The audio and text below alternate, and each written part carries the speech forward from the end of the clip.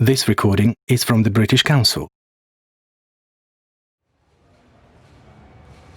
Hello, Maria. Thanks for coming in for the interview. It's my pleasure. Thanks for inviting me. Well, as you know, the company has been expanding and we have an opening in our HR department. We're creating a new role for someone to lead our training and development within the company. Yes, I very much think that my skills and experience are a good fit for what you're looking for. That sounds great. So, your CV looks strong, though it would be good if you could give us an overview, in your own words, of what you've been doing over the past 4 years or so. Well, in my first job 4 years ago, I was working for a small HR services provider which offered HR services including L&D to corporate clients. Okay, so it was only B2B? Yes, we only offered services to other companies, not B2C. Right. And it says here you then left that company about 3 years ago. Yes, that's right. I was looking for a little more stability and also to be part of a larger organization. So I joined a company with around 100 staff and a small HR team. As there are only a few of us, we each deal with a range of HR topics. In addition to payroll, one of the areas I was responsible for was learning and development. I see. And so why do you want to change jobs now?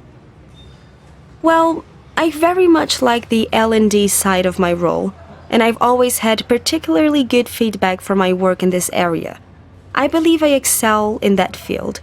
So I'm looking to specialize, and as your company has around 2,000 people, right? Yes, that's right. Well, an organization of this size would give me the scope to specialize in L&D. I'm also a big follower of your brand and feel fully aligned with your image and values. Well, that all sounds good. And I can see you have an L&D qualification. Yes, I got a diploma 2 years ago. I am also currently working on a further diploma in psychology with a specific focus on learning and performance management. Very good. Well, it looks like you have the qualifications and experience we're looking for. What do you think will be the main challenges of coming to a much larger company?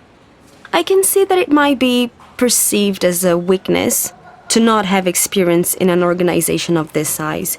Though I see that it could also be a benefit.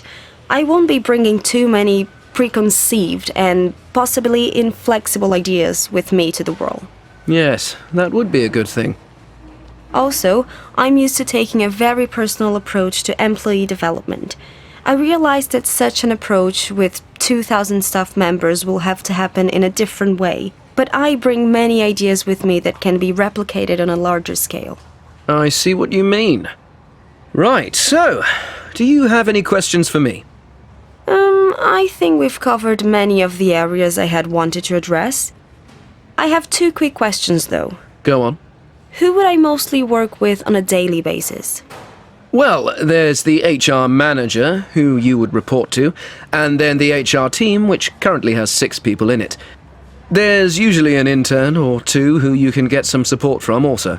Okay, thanks. That's all really clear. And my other question is, how performance in this role will be measured? What does success look like? That's a good question. As you know, we have a performance management system in place, and from that, we have identified some learning and development needs within the organization. But we haven't devised a strategy. Your role would be to devise and then successfully implement this strategy. Thank you. That sounds interesting. Great. So, thanks again for coming in today. We'll be discussing all candidates next week, and then I'll get back to you by the end of next week to let you know the outcome. Thank you for your time. I'd welcome the opportunity to continue discussing this role with you.